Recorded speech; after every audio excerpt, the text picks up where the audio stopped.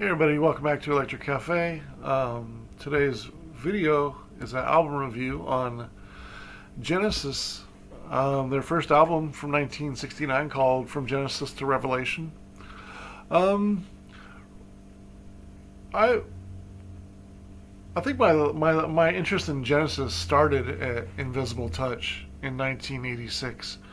My brother had the album at the time, and I really liked Domino. I know the album is very disliked by older hardcore prog rock Genesis fans, and I get why.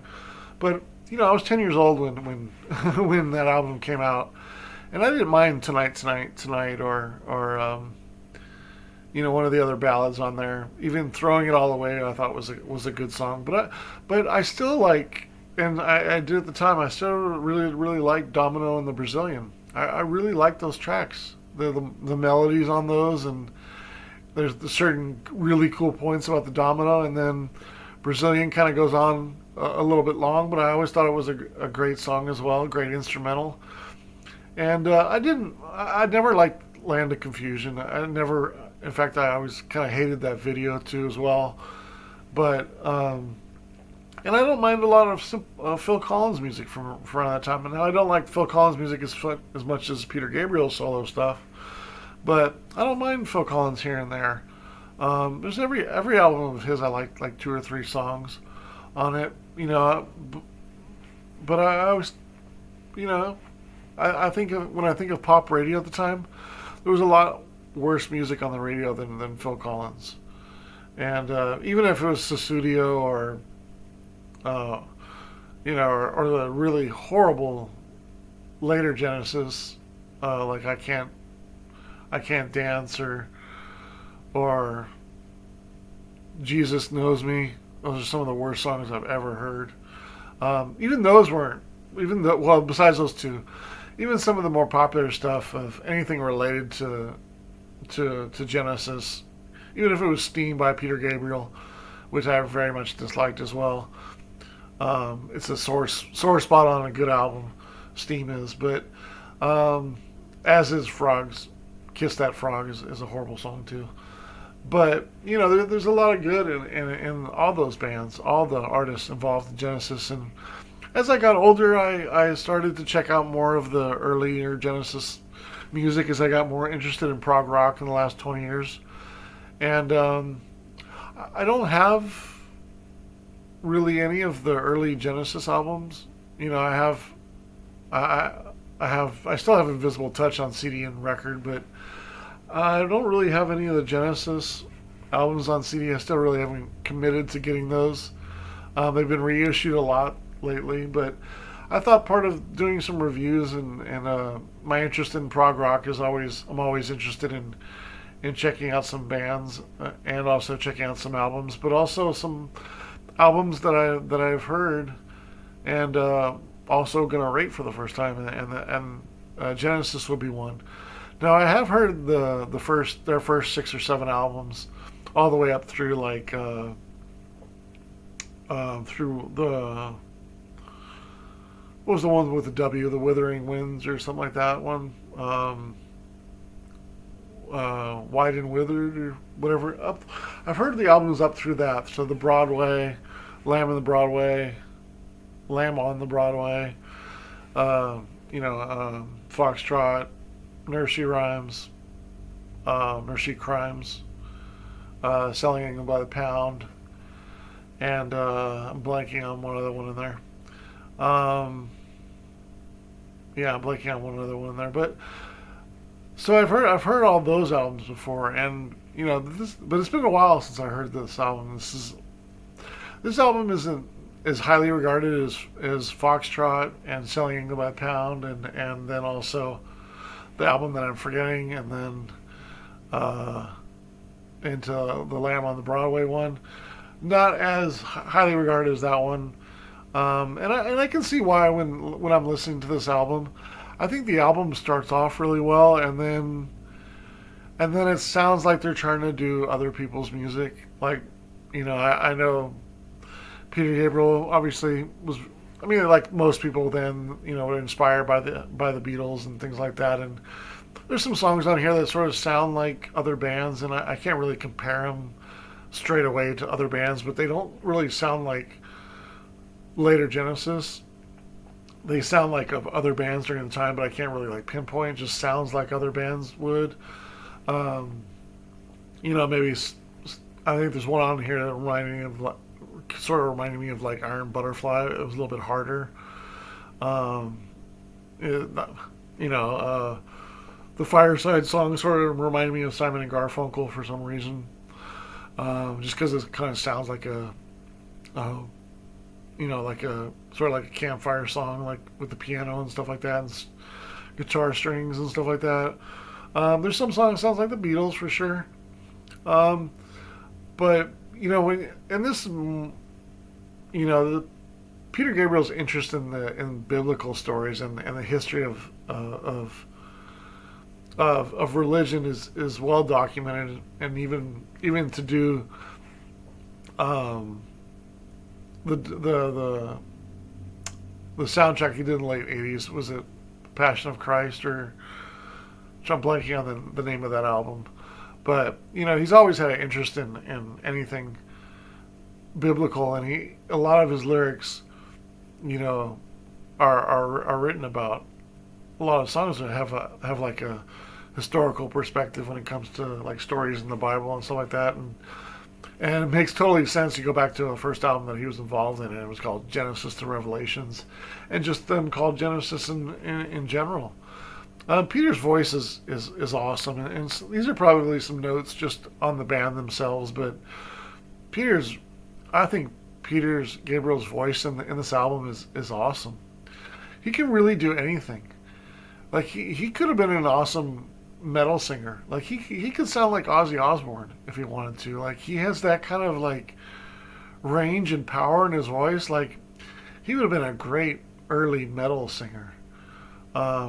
Very dramatic and but then also poppy, and has a little bit of empathy in it, and understanding and intelligence and compassion, and but there's also a little bit of vulnerability in his voice, and understanding, and the yearning for more knowledge, and it's just his voice is on so many levels is so relatable, even though it's very unique, and I find that amazing about his voice, just in general. But really on this album, there's a I think if there's a highlight on this album of anything, I think it's Peter Gabriel's range of his voice. Um, More poppy or straightforward than I thought it would be. Going back to this, um, I thought this would be. This is more poppy and straightforward than I thought it would be. Kind of going back to it. When you think of the evolution of prog rock in general, a lot of prog rock bands started out sort of very experimental and sort of got more straightforward as they go on. You think of like King Crimson and things like that. Like a lot of bands became more popular as the '70s kind of grew on, or more towards pop. After making 4, 5, 6 albums, maybe they got big enough to where they felt like they wanted to make a hit, kind of like Alan Parsons' Project. You know what I mean? So I don't blame them for that. But you would think an earlier album would be more experimental and less poppy. But I think in some ways, Genesis started out more poppy and straightforward, and sort of went more prog rock. And that's probably not a surprise to anybody that are hardcore Genesis fans, but I think it's worth pointing out because it's a little different than a lot of other experimental or prog rock bands sort of did it back in those days. Especially the lyrics are more literal too on this album. In a lot of ways, like listening back to this for the first time in quite a few years, I was surprised how catchy the songs work. There is a small little bit of hippiness in here, a little bit of flower power sound in here, in some of the early songs in here, in the beginning. I'm kind of surprised that nobody's kind of covered these songs, or really much of Genesis. It seems like A lot of these songs would work really good in an indie rock or a rock band right now, and did some of these songs. I feel like they would be great songs to turn into new rock songs because there's so many ways to take them, and there is a sort of most of these songs have like a pop element to them to where they could easily be made into a whatever kind of rock song you want it to be. There's 13 tracks on here. I think that kind of hurts the album a little bit. Probably too many songs on here. I did sort of, my interest kind of waned a little bit in the second half of the album. Probably because it was just like 3 minute song after 3 minute song after 3 minute song, and none of them were really outstanding, in my opinion. The first half of the album I think is really strong. Second half of the album is verging on good, but kind of more so okay. And I'd probably lean more towards okay. The first track, where the sour turns sweet, I really like this track. I gave it 3.5 stars. The piano, the strings is very 60s sounding. In many ways, I could see the song working well now in indie. That's kind of where I thought that before. The the tambourine in the song. The tambourine was the cowbell in the '60s. Like it was the shh. I always say it was that. Some cool stereo imaging going on with some of the tracks and kind of playing with the stereo spectrum is pretty cool. The piano at the very beginning, by the way, just a side note for any. I heard it and I was like, oh, that's I've heard that in another song before, and then I was like, oh, okay, I know where it is. The piano at the beginning it's used in the track by in the track in the Heartland, the one with the birds. I can't remember the name of it. The birds. Can't remember what name of it is. But anyways, if you guys know the track with the birds on it, you know it's one of the more. I think it was a single actually even, or I know for sure because it's on the singles, the hits, the hits singles. But yeah, that first piano part, Matt Johnson used it in the song. Thought that was interesting. Really good song though. First song, 3.5 stars. In the beginning, the second song, 3.5 stars. I love how it morphs really quick with that beginning sound. Sort of morphs you into sort of another dimension. I really like the song too as well. 3.5 stars. Fireside song I gave 3.5 stars as well. Peter's voice is amazing here. I like the piano and the strings. It sort of sounds like a theme song to like Green Acres or Bonanza or something like that, or Cheyenne, like some early like Western movie, a Western TV show. It kind of has that sort of thematic kind of kind of theme sounding song. The Serpent I liked as well, 3 stars. Might be a little confusing in the chorus, but overall I think it's a good song. Am I Wrong? Track number 5. Definitely Beatles-esque on this. 2.25 stars. Track number 6, In the Wilderness. Actually a strong pop song in many ways. I give it 3 stars as well. So, the first 6 songs are all averaging over 3 stars for the first 6. Then unfortunately in the last 7 songs, none of them really hit 3 stars for me. I got The Conqueror, 1.5 stars. In Hiding, 1.25 stars. One Day, 2 stars. Window, 1.5 stars. In Limbo, 2 stars. Silent Sun, I have it 2 stars. Probably a little bit of soul influence on this one. It was a single for the album. It's a good song. And track number 13 is my least favorite on the album, A Place to Call My Own. I gave it 1 star. So when I add up the stars, 31 divided by 13, 2.38. So I give the overall album a 56 out of 100. It's on the is it pretty good? Is that on my edge? Let me see. You gotta see my scoring here. 56. Yeah, it's a pretty good album. I respect it for what it is. Peter Gabriel definitely kind of makes it for me. if you guys kind of like know the band really well, even they say themselves earlier on in the band they weren't too good at playing.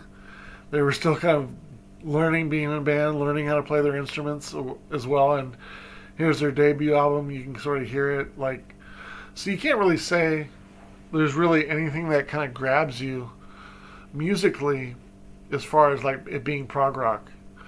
Um, yeah, it's all over the place. Like prog rock kind of gets the leeway for being, but I don't think anybody will say, "Oh, I really really like the blank on this track," and able to point it out and it kind of be a game changer for that particular song or something. There's nothing really kind of like, it's not like selling by the pound when you can look at like, um, the Last Supper and or whatever it is, suppers, blanking on the name.